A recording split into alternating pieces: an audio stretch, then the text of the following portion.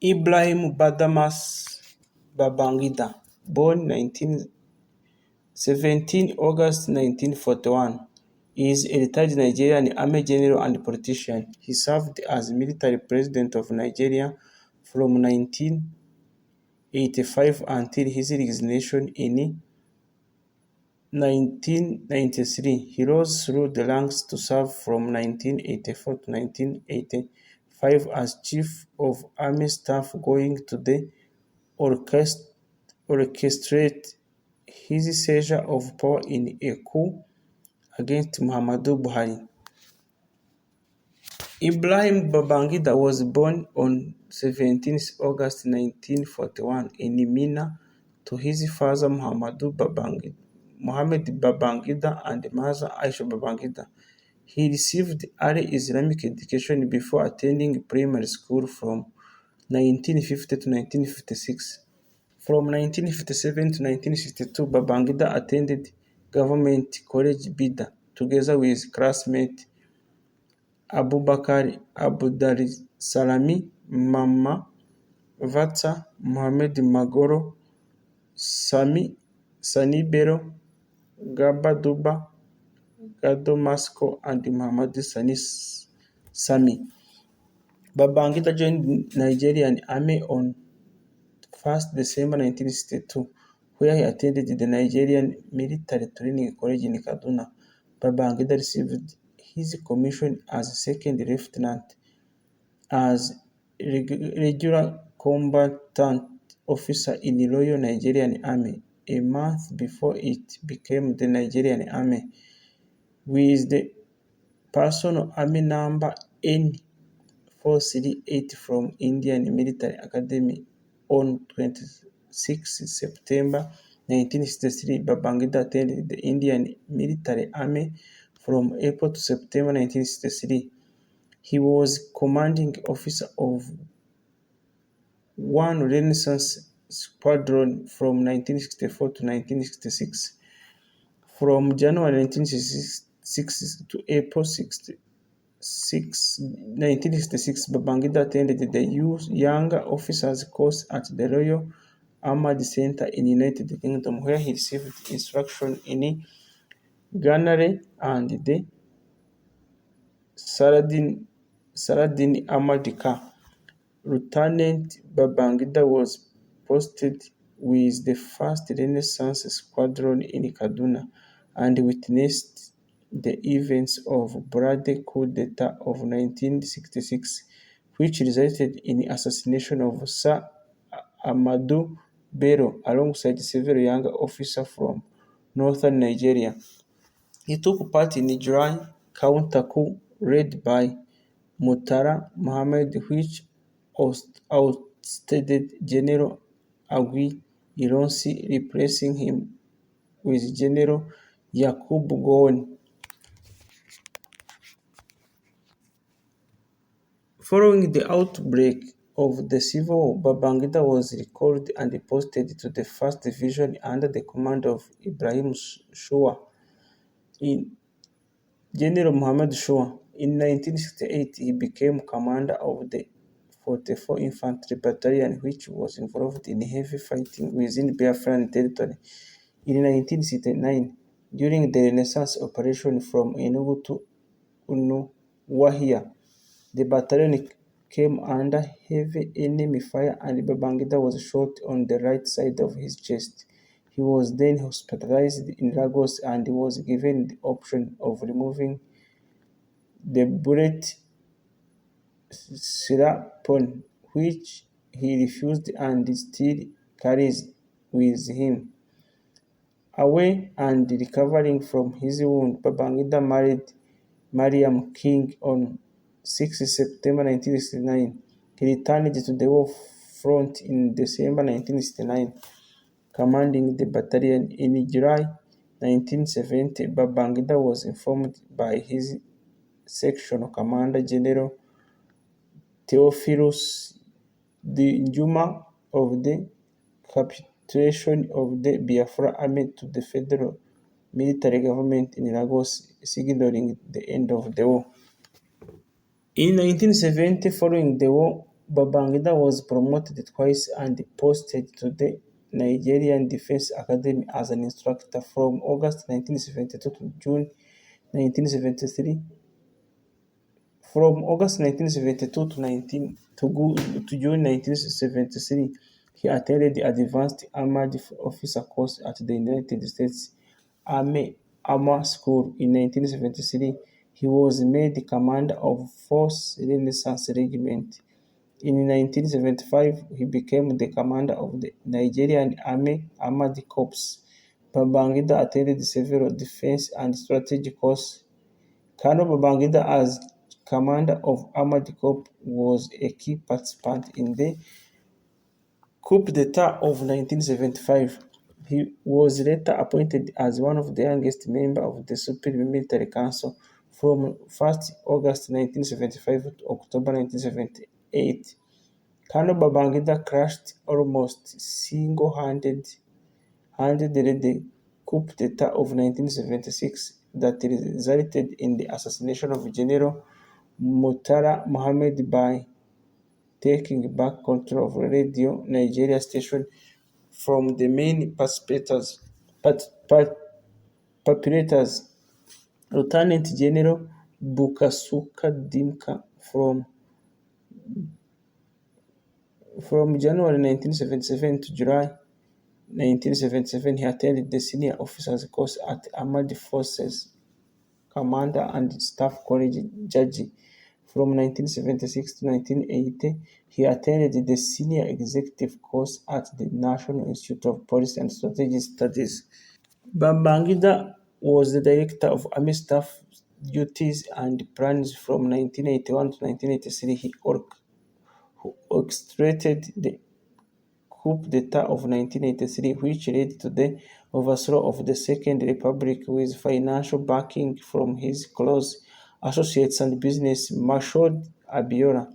Babangida, alongside his other co-conspirates, later appointed the most senior serving officer at the time, General Muhammadu Buhari, as military head of state from 1983 to 1985. And Babangida was promoted and appointed as Chief of Army Staff and member of Supreme Military Council. Coup d'etat of 1985. Following the coup d'etat of 1983, General Babangida, then Chief of Army Staff, started scheming to overthrow military head of state General Muhammadu Buhari. The press coup of 1985 was orchestrated with a degree of military deftness hitherto not seen in the history of coup plotting. The whole affair, carried out by Babangida as ringleader, was planned at the highest level of army, cultivating his strategic relationship with allies Sani Abacha, Aliyu Gusau, Halil Akilu, Mamman Vatsa, Gado, Nasko, and younger officers from his days as an instructor in the military academy, graduates of the NDA's regular course, and gradually positioned his allies within the echelons of military hierarchy. The execution of press coup was initially delayed due to General Tunde Ediagbo, the sixth Chief of Staff Supreme Headquarters, and ruthless second-in-command General Muhammadu Buhari. At midnight on 27 August 1985, the plot metamorphosed with four majors: Sambo Dasuki, Abubakar, Dangwiwa Omar, Rawani Gwadabe, and Abdulsalami Aminu, detailed to arrest the head of state. But by daybreak, the conspirators had taken over the government, and Babangida flew into Lagos from Minna, where he was announced as the new commander-in-chief in a radio broadcast by General Sani Abacha. Babangida justified the coup in a speech describing General Muhammadu Buhari's military regime as too rigid. Promulgation: Babangida, ruling by decree, promulgated his office title as President and Commander-in-Chief of Armed Forces of Federal Republic of Nigeria and placed Muhammadu Buhari under house arrest in Benin until 1988. He established the Army First Ruling Council as the highest lawmaking council, serving as chairman.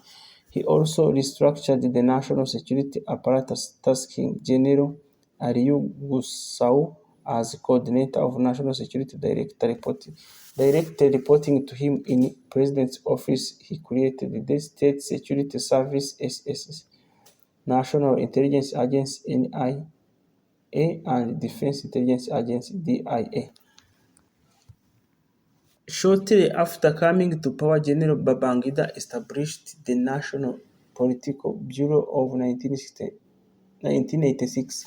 The bureau was inaugurated to conduct a national debate on the political future of Nigeria and was charged, amongst other things, to review Nigeria's political history and identify the basic problems which have led to our failure in the past and suggest ways of resolving and coping with this problem.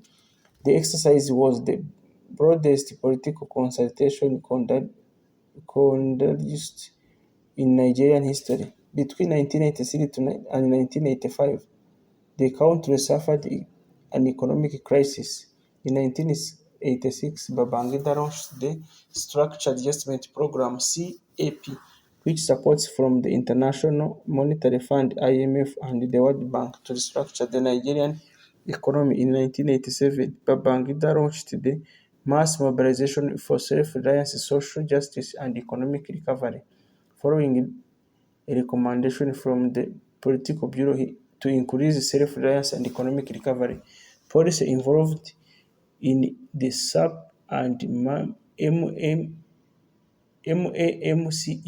were the regulation of the agricultural sector, including abolition of marketing boards and the elimination of price controls, privatization of public enterprise, devaluation of Nigerian naira to improve the competitiveness of export sector, relaxation of restraints of foreign investments put in place by the Gowen and Obasanjo governments during the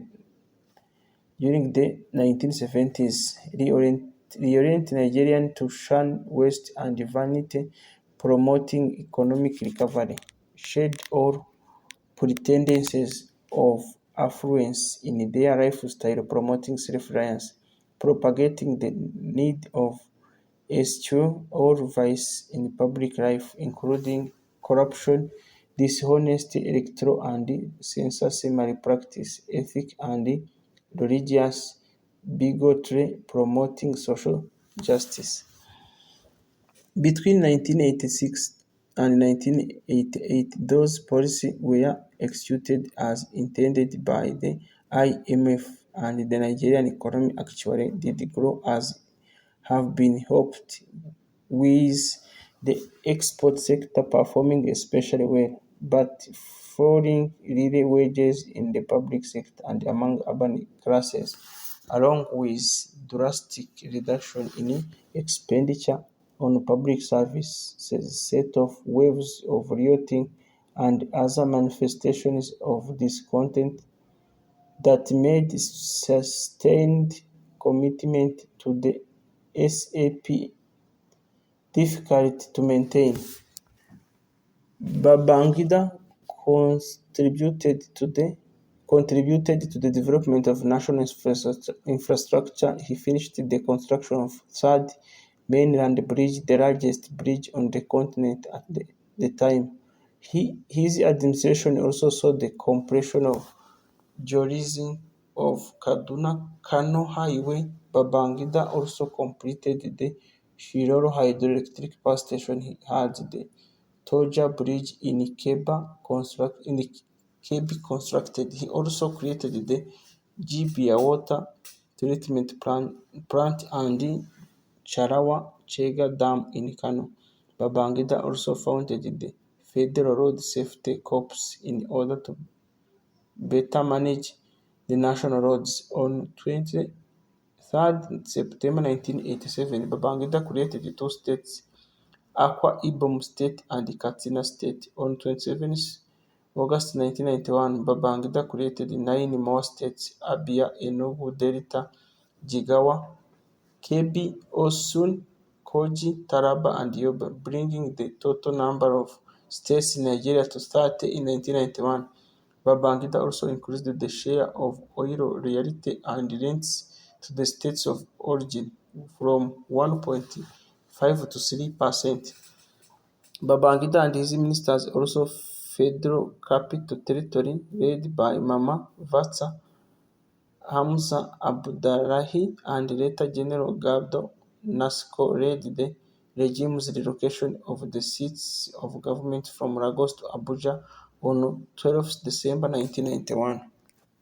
Babangida strengthened the foreign relations of Nigeria. He rejected apartheid in South Africa, involved Nigerian troops in the Liberation Civil War, hosted the Abuja Treaty, which gave rise to African Union, and enhanced relations with the United States and UK, United Kingdom.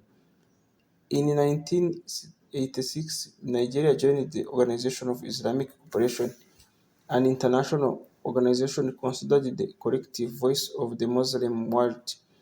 This move was welcomed in the northern Nigeria, where there is a Muslim majority population.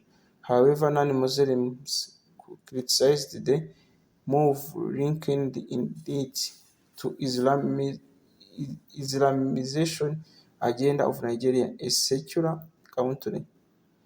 Babangida's then second-in-command, Comrade Ebito Oko Ukiwe, opposed the decision to join the Islamic organization and was removed as Chief of General Staff.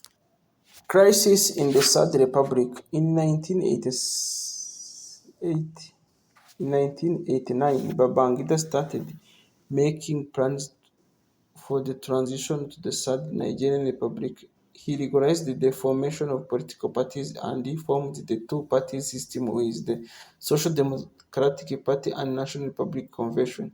Ahead of 1992 general elections, he urged all Nigerians to join either of the parties, which the later Chief Bola Igwe famously referred to as two rapper hands.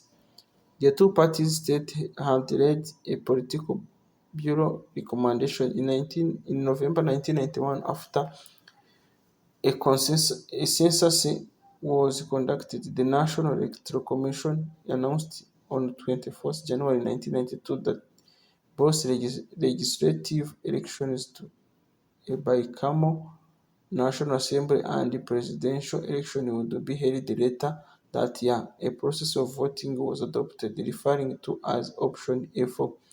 This process advocated that any candidate needed to pass through adoption for all elective positions from local government, state government, and federal government. The 1992 parliamentary election went ahead as planned, with the Social Democratic Party winning majority in both houses of the National Assembly, but on 7th August 1992, the NEC annulled the first round of 1992 presidential primaries. Babangida annulled the 7th August presidential primaries, which Shehu Yaradua emerged as the SDP presidential candidate and Amadou Siroma as the NRC candidate, in order to get rid of the old guard in both parties. In January 1993, Babangida registered the ruling military junta, the AFRC, replacing it with the National Defense and Security Council as the supreme decision-making organ of the regime. He also appointed Ernest Shonekan head of Transitional Council and the Jude head of government at the time. The Transitional Council was designed to be the final phase leading the scheduled handover to the elected Democratic leader in the slate for 1993 presidential election.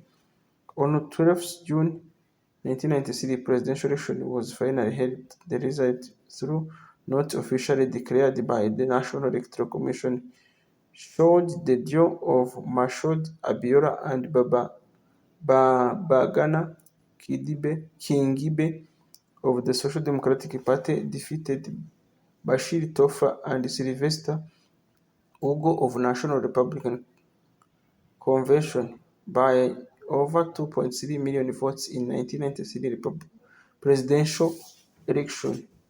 The elections were later annulled by military head of state General Babangida, citing electoral irregularities. The annulment led to widespread protests and political unrest in Abiola's stronghold of the southwest, as many felt Babangida had ulterior motives and did not want to succeed power to the Mashoud Abiola, a Yoruba businessman.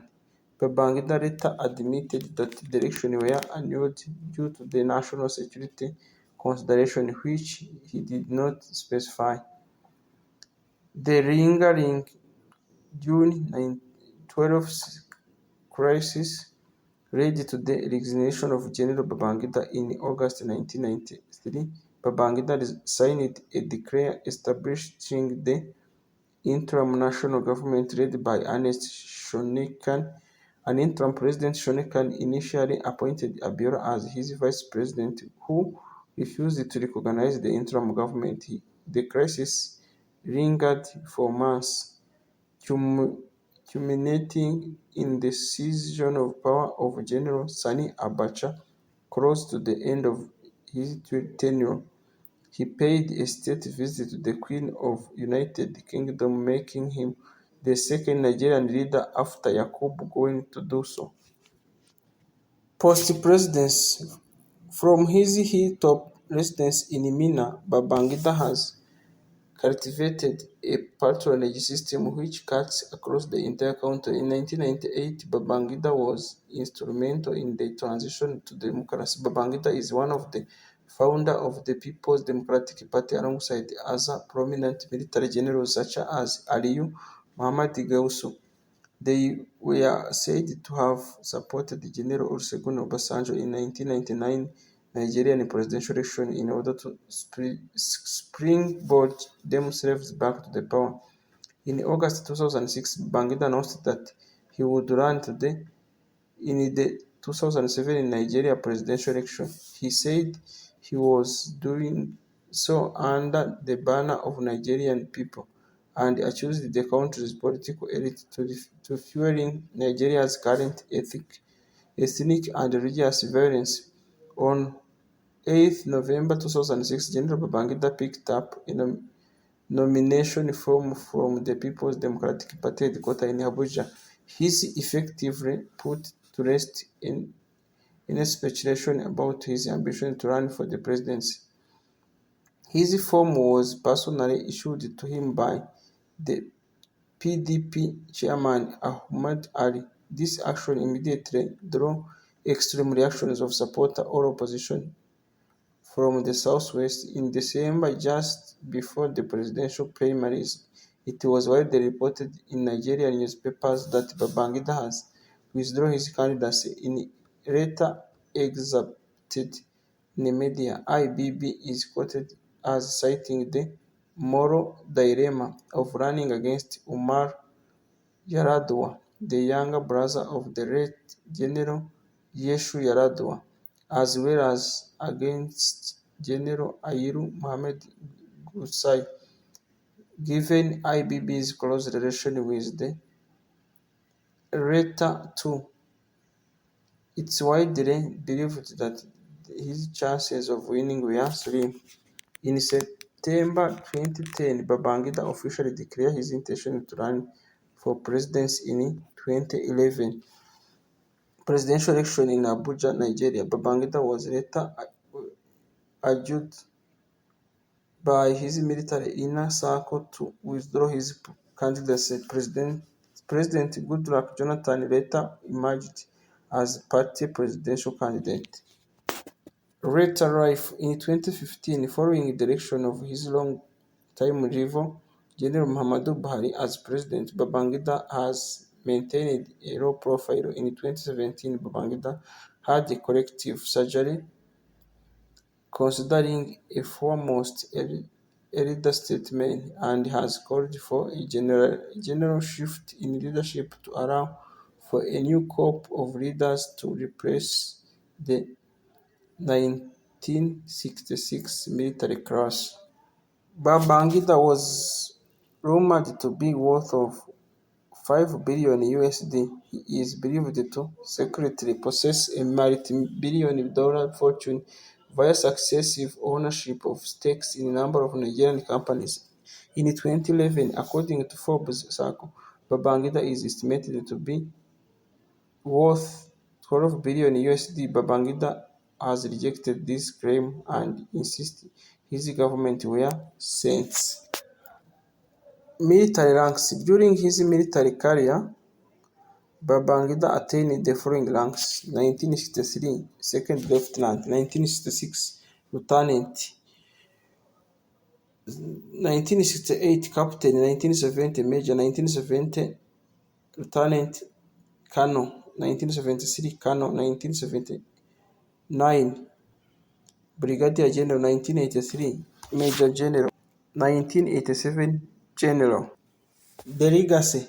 He rose through the ranks of the Nigerian Army fighting in the Nigerian Civil War and at various times being involved in all military coups in Nigeria, before advancing to the full rank of General and ultimately as Commander-in-Chief of Armed Forces, and as an elected President and military strongman from 1980 to 1993, during the uninterrupted period of 8 years. His years in power, colloquially known as Babangida era, and considered one of the most controversial in the military history of the country, and characterized by a burgeoning political culture of corruption in Nigeria, with Babangida and his regime estimated at about 12 billion USD, around 23.9 billion today. Babangida government oversaw the establishment of state security apparatus, survived two coup d'etat attempts and the subsequent execution of Mamman Vatsa (1985) and Gideon Oka in 1991, alongside the trial of hundreds of soldiers, assassination in Lagos of Dere Giwa in 1986. The regime also facing a series of ethnic and religious outbreaks relating to the fallout of Babangida decision in increasing cooperation with Muslim world and rising an extremist tendency. One of the continent's rule projected the country as a regional power with diplomatic successes, including Abuja threat and the military engagement of Nigerian troops in Liberia and Sierra Leone. Abroad, Babangida's army government cemented the traditional relation with English-speaking world of the United States and the United Kingdom, and implementing economic liberalization and privatization of state-owned enterprise alongside the national mass mobilization. The fall of Babangida and his regime was precipitated by transition towards the Third Nigerian Republic and subsequent militarization of politics. In 1993 presidential election, which Babangida annulled, a biopic titled "Babama's Portrait of General", which chronicled his early life during Nigeria's civil war, as well as his time as the military head of state, was produced by Obi Emoronye and released in the cinemas on 12 June 2020. In summary, General Ibrahim Babangida, GCFR, Ninth President of Nigeria, in office 27 August 1985 to 26 August 1993. Vice President Ebito Ekiwe and Augustus Aikum preceded Muhammadu Buhari as military head of state of Nigeria, succeeded by Ernest Shenekan, an interim head of state, chief of army staff, in office January 1984 to 26 August 1985, preceded by Mohammed Bushishi, succeeded by Sani Abacha. Personal details: born in 17 August 1941, now 81, in Minna, North Region, British Nigeria. Spouse: Ibrahim Babangida. Married in 1969 and died 2009. Children: 4, including Muhammadu Babangida. His occupation was military officer and profession a soldier in the Nigerian Army. Years of service: 1962 to 1993, and the last rank obtained was a full general. Thank you very much for being with us today, focused about Ibrahim Babangida from Nigeria. See you in other upcoming videos, and God bless everyone.